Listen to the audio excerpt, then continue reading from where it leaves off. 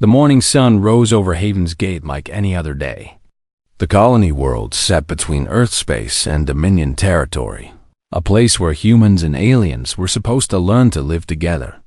Small buildings dotted the landscape, their walls painted in bright colors to make the settlement feel more like home. Children played in the streets while their parents worked in shops and offices, trying to build something new. Park Minho was 7 years old. He had dark hair that stuck up in the back, no matter how much his mother tried to flatten it. His favorite toy was a small red hoverball that could float and spin in the air. That morning, he was playing outside the residential zone while his mother, Lee Ji-woo, worked in the engineering bay nearby. She could see him from her workstation window, and that made her feel safe. The hoverball slipped from Minho's hands and drifted toward the Dominion sector. The boy laughed and chased after it, not thinking about the invisible line that divided human space from alien space. He was just a child chasing his toy. Vextal was a Scrath enforcer, part of the reptilian species that held significant power in the Galactic Dominion. He stood over 2 meters tall, covered in dark green scales, with yellow eyes that saw everything as either obedient or criminal. He had been assigned to Haven's Gate for 3 months and hated every moment. These humans were too loud, too emotional, too unpredictable. When Vextal saw the small human child cross into the restricted zone, he did not hesitate. According to Dominion law, unauthorized entry into secured areas warranted immediate neutralization. He raised his plasma rifle and fired once. The bright blue bolt struck Minho in the chest, and the boy fell without making a sound. The red hoverball continued floating for a moment before it, too, dropped to the ground. Lee Ji-woo saw it happen through the window. She saw her son chasing his toy. She saw the flash of blue light. She saw Minho fall. For one eternal second, her mind refused to accept what her eyes had witnessed. Then she was running, screaming her son's name, her tools clattering to the floor behind her. By the time she reached Minho, other humans had gathered. They formed a circle around the small body, their faces showing the same horror. Lee Ji-woo held her son, his body still warm but already gone. She looked up at Vestal, who stood at the boundary line with his rifle still raised. The enforcer showed no emotion, no regret, nothing that resembled understanding of what he had just done. The Dominion officials arrived within minutes. They documented the scene with cold efficiency. A human child had violated Dominion security protocols. The enforcer had acted within established law. The matter was closed. They offered no apology because, in their view, none was needed. Rules were rules, and the rules had been followed. The news reached Earth within hours. Fleet Admiral Kang Do-yoon was in a strategy meeting when his aide brought him the report. Kang was a man in his 50s, with gray hair and eyes that had seen too many wars among humans. He had hoped those days were behind him. He read the sanitized Dominion report once, then read it again. A child. They had killed a child and called it protocol. Chancellor Yoon Ha-jin convened an emergency session of Earth's Unified Council. Representatives from every nation and colony gathered in the Great Hall, their faces grim. They watched the video testimony of Lee Ji-woo, her voice broken as she described her son, his dreams of becoming a pilot, his fear of the dark, his love of sweet bread. She held up the red hoverball, now scorched from the plasma blast. The council chambers fell silent when she finished. No one spoke for a long time. Director Choi Min-seo from the Advanced Warfare Division broke the silence. She was younger than most council members, brilliant and calculating. She had been warning them since first contact that the Dominion could not be trusted, that humanity needed to be ready for the worst. Now the worst had come, and she had a presentation ready. Chancellor Yoon Ha-jin stood before the council and the cameras broadcasting to all of Earth. He was a tall man with kind eyes that now burned with controlled fury. He spoke clearly and calmly. Earth would demand that Vextile be surrendered to human justice within 48 hours. If the Dominion refused, humanity would consider it an act of war. The Dominion's response came quickly. Ambassador Torvin, a floating jellyfish-like creature who spoke through translation devices, addressed Earth with barely concealed amusement. The Dominion consisted of over 3,000 species across millions of worlds. Earth was a single planet with primitive technology and no allies.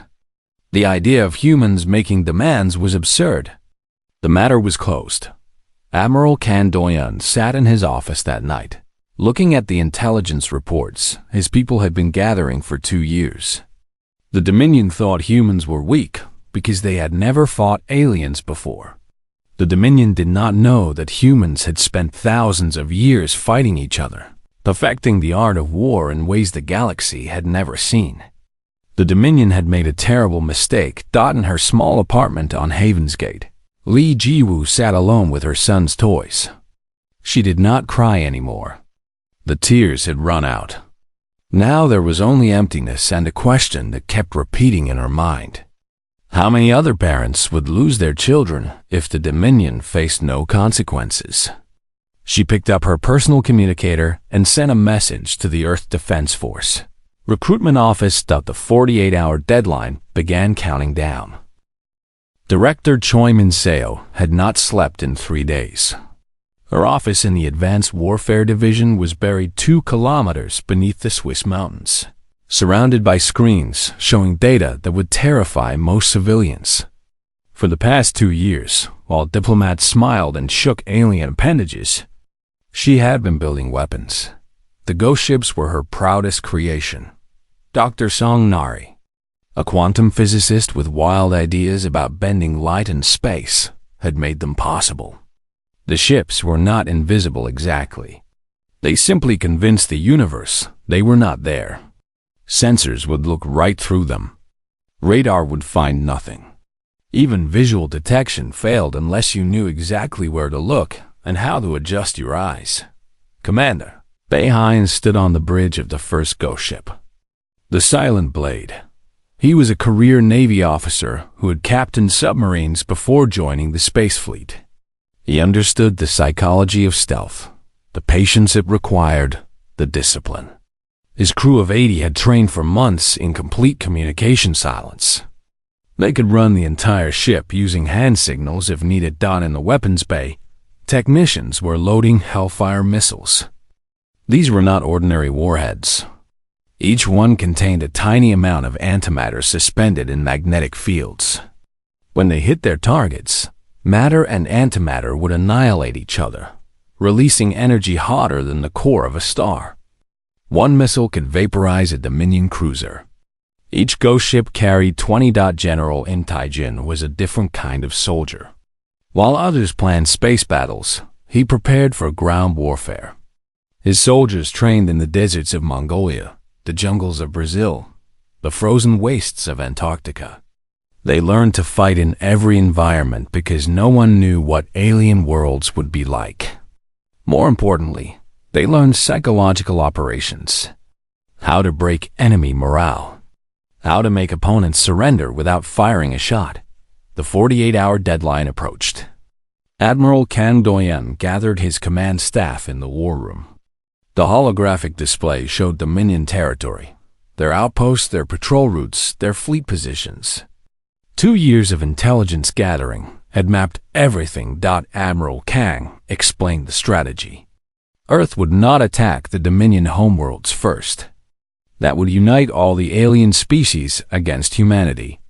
Instead, they would strike military outposts simultaneously across multiple sectors. Quick, silent, devastating. The message would be clear. Nowhere is safe. Chancellor Yoon Ha-jin made one final attempt at peace. He sent a personal message to the Dominion High Council. The message was simple. Give us Vextile for trial, or we will come and take him. The response was mocking laughter. The deadline expired at midnight Earth time.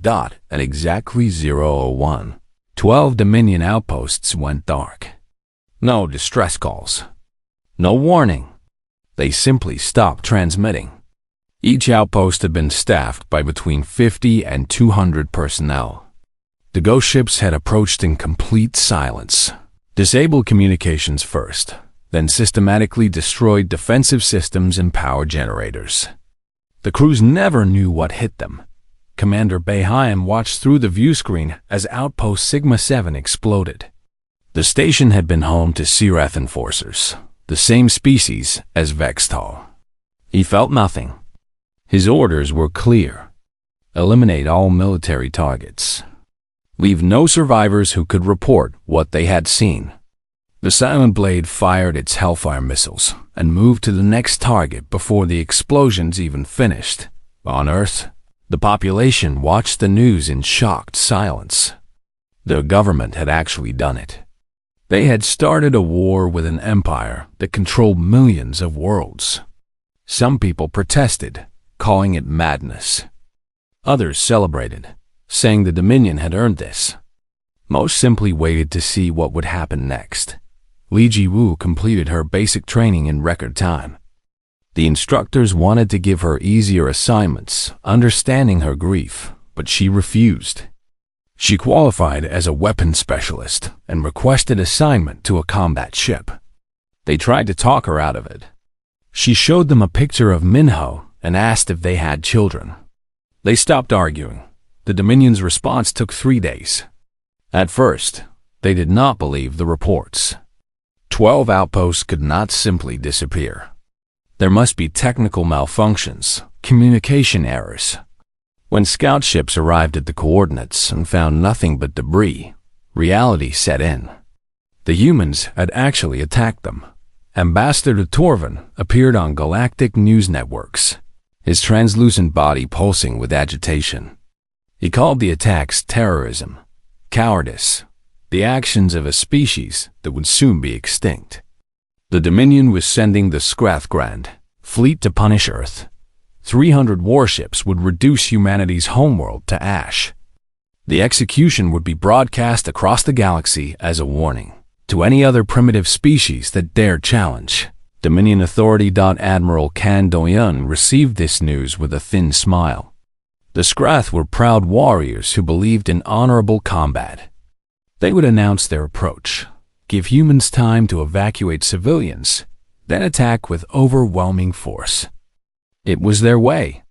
It was also predictable. Director Choi Min-seo activated the second phase of Earth's defense. For 18 months, mining ships had been working in the asteroid belt, hollowing out rocks and installing weapon systems. Thousands of asteroids now contained missile launchers, railguns, and power generators. They looked like ordinary space rocks. They were actually the largest minefield in human history. Dr. Song Nari made final adjustments to the stealth field. Generators. Each weaponized asteroid would remain undetectable until the moment it fired. The Dominion sensors would see nothing unusual until it was too late. General Intaijin briefed his Marine battalions. If the space battle went as planned, there would be disabled Dominion ships floating in Earth's orbit. His people would board them, secure any survivors, and gather intelligence. He reminded his soldiers that they were not fighting for territory or resources. They were fighting because a child was murdered and no one cared. That made this personal. The Skrathgrand fleet began its journey to Earth. War Master Daxan broadcast his intentions to the galaxy. He would arrive in 20 days. He would give humans 72 hours to surrender. Then he would demonstrate what happened when lesser species challenged their betters. It was traditional. It was honorable. It was exactly what Earth was counting on. Commander Bayheim returned to Earth orbit with his ghost ship fleet. They had lost one ship during the raids, but the others were intact and ready. He met with Admiral Kang and reported that Dominion forces were in complete confusion. They had no idea how the attacks happened or where the next ones might come. The wait began. The Skrathgrand fleet entered the solar system exactly on schedule. War Master Dexon stood on the bridge of his flagship, the Dominant Fang. watching the primitive star system appear on his screens. 300 warships accompanied him, each one larger than anything humans had built. His crew numbered over 50,000 warriors, all eager to prove their superiority. Admiral Kang Doyan watched from Earth's orbital defense station as the Dominion fleet appeared. They were not hiding. They broadcast their presence on all frequencies, declaring their intent to punish humanity for its crimes. It was exactly as predicted. The Scrath believed in honor and spectacle. They wanted the galaxy to witness this. The Grand Fleet moved deeper into the solar system, passing Neptune, then Uranus. Their sensors detected nothing unusual. No human fleet waited to oppose them. No defensive stations prepared to fire. Earth seemed defenseless, helpless, waiting for the inevitable. War Master Dexon felt disappointed. He had expected at least some resistance. Where were the ships that had destroyed the outposts? Perhaps the humans had used all their weapons in those initial attacks. Perhaps they realized how hopeless their situation was. He opened a communication channel to Earth and delivered his ultimatum. Surrender within 72 hours or face total annihilation. Chancellor Yoon Hajin responded personally. His face appeared on every screen in the Scrath fleet. He spoke calmly, almost sadly.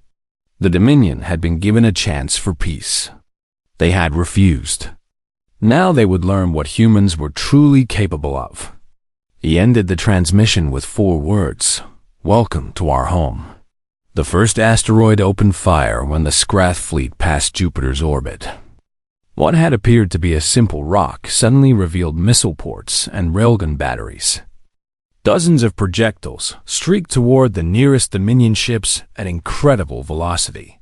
3 cruisers exploded before they could raise shields.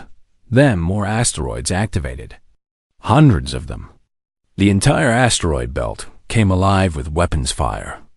The Dominion fleet found itself surrounded by enemies they could not see until they fired. Missiles and railgun slugs came from every direction. Explosions lit up the darkness of space. War Master Dexon roared commands at his crew. Return fire. Evasive maneuvers. Raise all shields. But his ships were designed for formation combat, for honorable engagements where enemies faced each other directly. This was chaos. This was ambush. This was not how civilized species fought wars. Pilot Han Suho led a squadron of 20 fighters from their hidden position behind Europa's ice.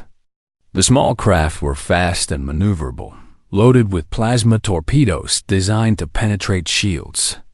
His orders were simple: cripple the flagship.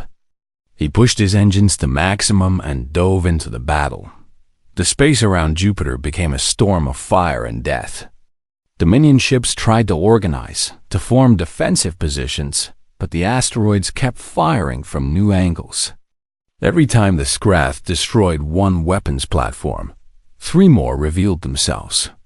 The humans had turned their entire solar system into a weapon. Han Suho's fighter took heavy damage from defensive fire, but he pressed on. His wingmates fell one by one, their ships disintegrating under Dominion point defense systems. He did not care. He thought about Park Min-ho, a child he had never met but whose death had changed everything. His fighter systems screamed warnings. He ignored them all. The dominant Fang loomed before him, massive and terrible. Han Suho armed his torpedoes and fired everything he had. The plasma weapons struck the flagship's engine section, burning through shields weakened by constant asteroid fire. Secondary explosions rippled across the hull. Han Suho ejected from his dying fighter, just before it collided with the ship's defensive arrays. Sergeant Park Yoon-ji waited in the Marine assault transport, watching the battle through external cameras.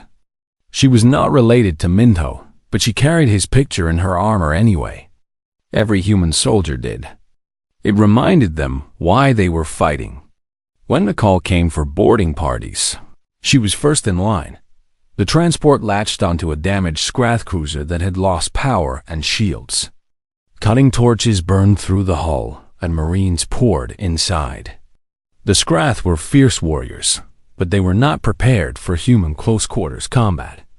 Hundreds of years of urban warfare, room-clearing tactics, and brutal efficiency had taught humans how to fight in tight spaces. Park Yoonji's squad moved through the alien ship with practiced precision.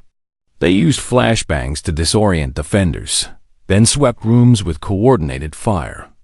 The Scrath were larger and stronger, but humans were faster and more adaptable. Within an hour, the cruiser was secured, its crew either dead or captured. The battle lasted 6 hours. When it ended, the Scrath Grand Fleet was broken. Of 300 ships, only 78 remained combat-capable. The rest were destroyed, disabled, or captured. Human losses were significant but acceptable. 1,500 fighters and support craft destroyed. 23,000 personnel dead. But Earth itself remained untouched. War Master Dexan sat in his command chair, his flagship crippled and drifting. Rescue ships approached to evacuate survivors. He could not comprehend what had happened. His grand fleet, the pride of the Scrath Empire, had been defeated by a single planet species using rocks and ambush tactics. It was humiliating beyond measure. The news spread across the galaxy within hours. The Dominion High Council convened an emergency session. Member species representatives argued loudly. The insectoid Velthi demanded immediate negotiations. The crystalline Shar mines called for total war. The Scrath demanded more resources to restore their honor. Nobody could agree on anything. Li Ji-woo served as a gunner on the orbital defense station during the battle. She fired her weapons until the barrels overheated, helping destroy 2 Dominion destroyers. When the battle ended and the cheering started, she did not join in. She went to her quarters and looked at Minho's picture. This victory would not bring him back, but maybe it would prevent other children from dying for no reason. Admiral Kang Doyeon addressed the fleet after the battle. He praised their courage and sacrifice, but he warned them this was only the beginning. The Dominion was vast. They would respond with more ships, different tactics. Earth had won a battle, but the war was far from over. Director Choi Min-seo was already planning the next phase. The Dominion would expect Earth to defend its territory and wait for the next attack. Instead, humanity would go on the offensive. The ghost ships would hunt supply lines. Ground forces would target key installations. Earth would bring the war to every corner of Dominion space. In the disabled remains of the dominant Fang, human salvage crews found something interesting. The Scrath kept detailed records of all Dominion military assets, including the locations of fortress worlds and command centers. They also found something else: the current location of Vextal, the enforcer who had started this entire war. He was being held on a Scrath military base, protected by their best warriors. Chancellor Yoon Ha-jin reviewed this intelligence with his council. They had a choice to make: continue the broader war, or launch a focused operation to capture the one individual whose actions had caused all this bloodshed. The vote was unanimous. They would do both. Earth's Unified Council met in a secured chamber deep beneath Geneva. The holographic display showed Dominion territory, marked with red indicators for military targets. Chancellor Yoon Ha-jin stood before the assembled leaders and presented a proposal that made several representatives uncomfortable. The Dominion followed rules of warfare developed over thousands of years. They announced attacks. They avoided civilian casualties when possible. They offered surrender terms. These rules made sense when fighting other Dominion members who followed the same codes. Earth would not follow these rules. Director Choi Min-seo explained the new protocol. Every Dominion military installation, supply depot, fleet assembly point, and command center was a legitimate target. Civilian populations would receive warning and time to evacuate. After that, Nothing would be off limits. The goal was not conquest or occupation. The goal was to make continuing the war so costly that the Dominion would have no choice but to negotiate. Some council members protested. This approach was ruthless, they said. It would make Earth look like the aggressor. Chancellor Yoon Ha-jin listened to their concerns, then asked a simple question. How many more human children should die before the Dominion took Earth seriously? The room fell silent. The vote passed. General In Tai-jin launched his campaign against 3 Dominion fortress worlds. These planets housed major military training centers and weapons manufacturing. The Dominion considered them untouchable, too well defended to attack. They had never faced an enemy who studied psychology as a weapon. The first planet was Corval, a Scrath training world where young warriors learned combat. General M did not attack with overwhelming force. Instead, he used psychological operations. Human ships appeared at random intervals, broadcasting sounds designed to disrupt Scrath sleep patterns. Drones dropped pamphlets showing images of the destroyed Grand Fleet. Messages played constantly. Your leaders sent warriors to die for nothing. How many more will they sacrifice? After 2 weeks of this, when the defenders were exhausted and demoralized, human marines landed. The Scrath fought bravely, but their coordination was poor. Many simply surrendered. The fortress world fell in 3 days with minimal human casualties. General M broadcast footage of captured Scrath being treated well, receiving medical care, being allowed to contact their families. More psychological warfare. Commander Beihai's ghost ship fleet hunted across Dominion space like wolves. The Silent Blade and her sister ships targeted supply convoys carrying food, ammunition, and fuel to Dominion fleets. They would appear without warning, destroy cargo vessels, then vanish before escorts could respond. Within a month, Dominion military forces began experiencing shortages. Fleets rationed fuel. Ground troops went on half rations. The mighty Dominion war machine was starving, and nobody could find the enemy causing it. Morale collapsed as soldiers wondered if the next supply ship would even arrive. Dr. Song Nari developed something she called the Judas Protocol. It was a computer virus, but unlike anything the Dominion had encountered. When introduced into an enemy AI system, it would hide for weeks, learning and adapting. Then, at a programmed time, it would turn the AI against its creators. Weapon systems would target their own ships. Life support would fail. Navigation would send vessels into stars. The first test occurred on a Dominion battle station orbiting a gas giant. Human infiltrators had uploaded the virus during a routine supply delivery 3 weeks earlier. When Dr. Song activated the protocol remotely, the station's defensive guns rotated and began firing on docked ships. The AI locked out manual controls and broadcast a simple message. This is what happens when you ignore justice. The psychological impact was devastating. Dominion forces began suspecting their own systems.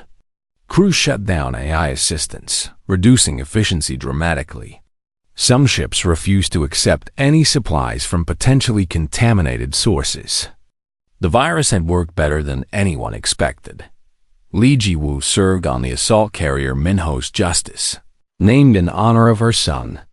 She had become an expert gunner, credited with 17 confirmed kills. Her crewmates respected her deadly efficiency and quiet determination. They did not know that she kept a journal where she wrote letters to Minho, telling him about each battle, each small victory toward justice. The Dominion member species began fracturing under the pressure. The Velthi, an insectoid race that valued trade over warfare, publicly called for negotiations. They were losing too much money, too many ships, too many opportunities. The shard minds, crystalline beings who processed information slowly but thoroughly, calculated that the war was mathematically unwinnable. They withdrew their fleets to defensive positions. Only the Scrath demanded continuation. Their honor had been damaged. They could not accept defeat from what they still called primitive mammals. They called for more resources, more warriors. The other Dominion members began refusing. Let the Scrath fight alone if they wanted revenge so badly. Admiral Kang Doyun received intelligence from captured Dominion officers about Vextale's location. The Enforcer was being held on Scrath Prime, the homeworld, in a military complex surrounded by the Empire's best remaining forces. The Scrath were using him as bait, hoping Earth would try a rescue mission. Captain O. Jinseo commanded the stealth ship Retribution, the newest and most advanced ghost ship in the fleet. Her mission was not rescue. She took her ship deep into Scrath territory, evading patrols and sensor nets until she reached the homeworld. She did not attack military targets. Instead, she positioned her ship near an uninhabited moon dot at Admiral Kang's order. Captain O fired a single Hellfire missile. The antimatter warhead struck the moon and detonated with the force of 1,000 nuclear weapons. The moon simply ceased to exist, replaced by an expanding cloud of superheated debris.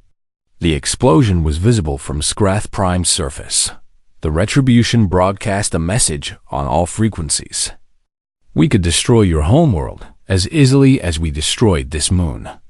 We could kill billions. We will not, because unlike you, we value life.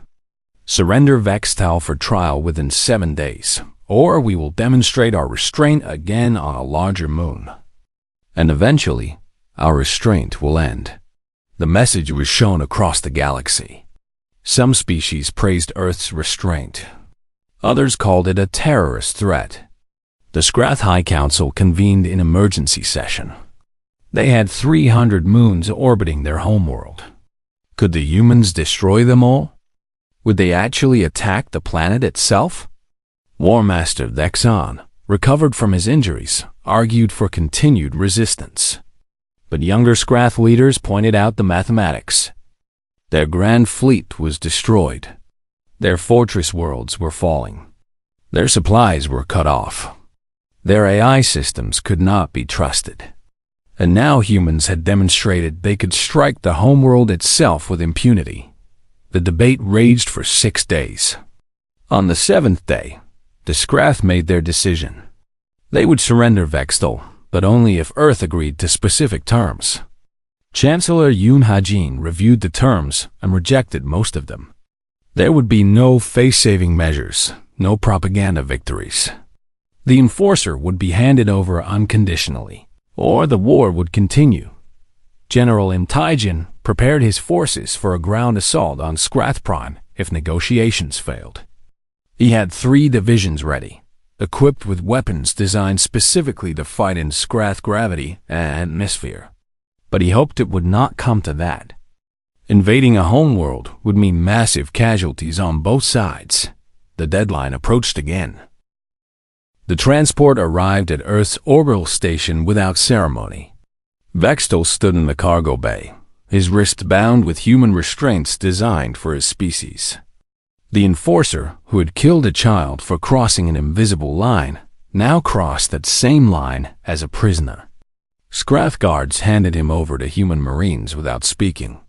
Their faces showed shame that their empire had been brought so low.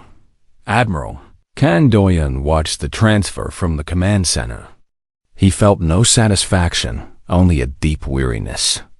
The war had cost Earth 47,000 lives. Hundreds of ships destroyed. Entire orbital facilities damaged or lost. And for what? To prove that killing a child had consequences. It seemed like such a simple lesson that should not have required so much blood. The trial began 3 weeks later. Earth constructed a special courtroom visible to the entire galaxy. Every species could watch the proceedings through their communication networks. Chancellor Yoon Ha-jin wanted the Dominion to see how justice actually worked. Not justice according to cold protocols, but justice that considered life sacred. Li Yuzhu sat in the witness section, wearing her military uniform. She had requested leave to attend, and her commanders had immediately granted it. The courtroom was filled with representatives from dozens of species, human officials, and media from across known space. The attention made her uncomfortable, but she had a duty to perform. The prosecution presented evidence first. Video footage showed Minho chasing his toy. Audio recordings captured the moment Vextal fired without warning or hesitation. Expert witnesses explained that the child posed no threat, carried no weapons, represented no danger to anyone. Medical examiners described how the plasma bolt had killed the boy instantly. Vextal's defense attorney, a human lawyer assigned to ensure fairness, argued that the enforcer had followed Dominion law. The restricted zone carried a clear warning. Unauthorized entry warranted neutralization. The enforcer had acted exactly as his training dictated. He was a soldier following orders, nothing more. The prosecution called Li Jiwu to testify. She walked to the stand with steady steps, though her hands trembled slightly. She described Minho's personality, his dreams, his fears, his laughter. She explained that he was just a child who did not understand alien laws, who saw only his toy floating away. She showed the courtroom his favorite picture, drawn in crayon, showing their family together. When the defense attorney cross-examined her, asking if she understood that laws must be enforced, she looked directly at Vextal. She spoke quietly but clearly. Laws should protect people, especially children. Laws that kill innocents for harmless mistakes are not laws worth following. The courtroom fell silent. The trial lasted 2 weeks. Witnesses from both sides testified. Legal experts debated jurisdiction and precedent. Through it all, Vextal sat motionless, his reptilian face showing no emotion. He did not apologize or express regret. He maintained that he had done his duty. The jury deliberated for 3 days. They were 12 humans selected from different nations and backgrounds, all instructed to consider only the evidence, not their emotions. When they returned, their verdict was unanimous: guilty of murder. The Dominion protocols did not justify killing an unarmed child. Following orders did not excuse taking an innocent life. The judge, a former international court justice named Kim Soman, sentenced Vextal to life imprisonment without possibility of parole. He would spend the rest of his natural life in a human facility, a constant reminder that actions have consequences. The Scrath had wanted their enforcer back eventually. That would never happen. But Earth's demands went beyond one trial. Chancellor Yoon Ha-jin addressed the Dominion High Council directly. His speech broadcast to billions. The current system was broken. A civilization that valued protocol over life was not civilized at all. Earth proposed a complete reorganization.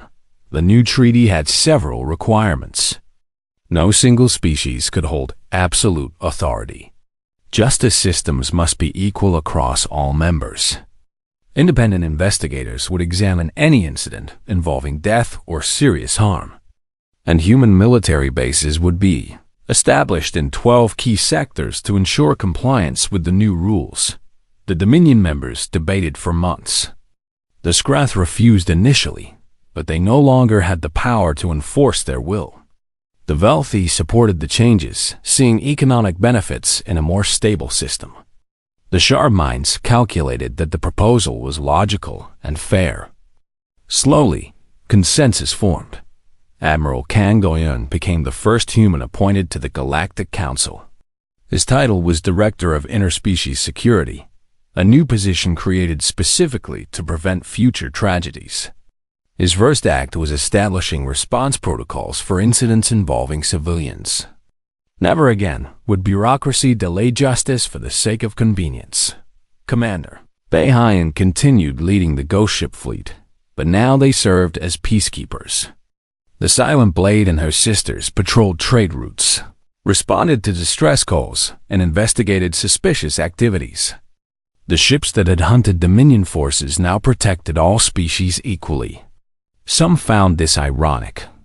Behind founded appropriate. Dr. Song Nari joined the council as Chief Technology Advisor.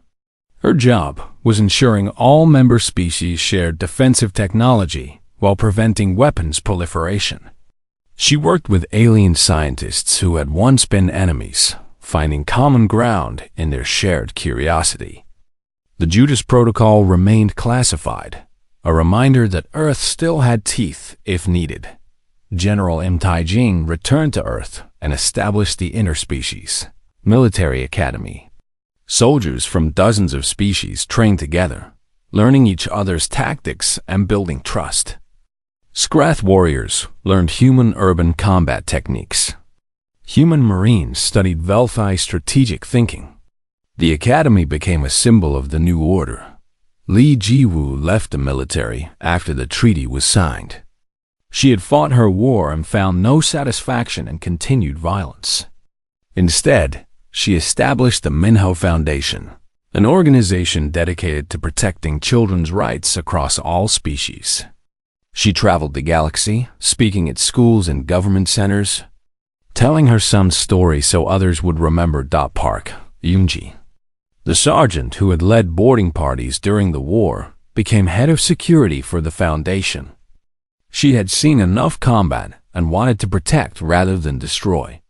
Her team consisted of veterans from multiple species, all dedicated to ensuring children could chase their toys without fear. Captain Oh Jinseo received command of the new diplomatic escort fleet. Her ships accompanied ambassadors and negotiators, their presence a subtle reminder that Earth would enforce the peace it had fought to establish. She found this work more rewarding than warfare, though she kept the Retribution armed and ready. The memorial station orbited Earth in a high geosynchronous position. It was visible from the surface on clear nights, a bright point of light among the stars. The main chamber held 47,000 names engraved on crystal panels. Park Minho's name was listed first, the child whose death had changed everything. Li Ji-wo visited the memorial every year on the anniversary. She was not alone. Thousands came to pay respects, to remember what had been lost and what had been gained. Veterans stood beside civilians. Humans stood beside aliens. All understood the price of peace. On the 5th anniversary, Chancellor Yoon Ha-jin gave a speech at the memorial.